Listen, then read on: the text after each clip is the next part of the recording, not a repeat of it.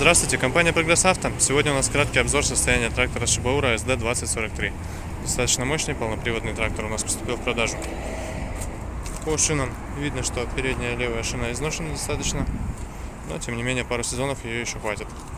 Задняя шина левая по износу гораздо меньше, соответственно работать будет долго, проблем не принесет.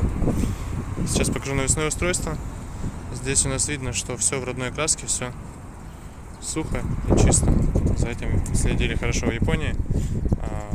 Видно, что на фрезе у нас быстросъемное крепление находится, что значительно упрощает ее демонтаж при необходимости.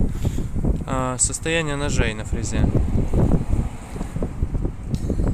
думаю, видно. Пару сезонов работать будут без проблем.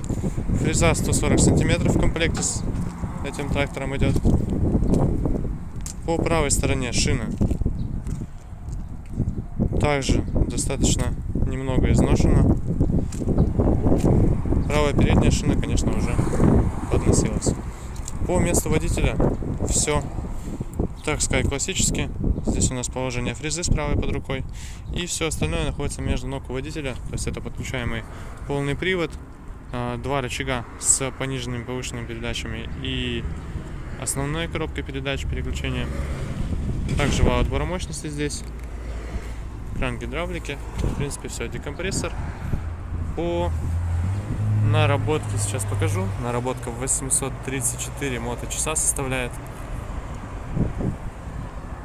В принципе, все достаточно простой классический трактор. Все на нем работает, все с ним хорошо. Состояние хорошее.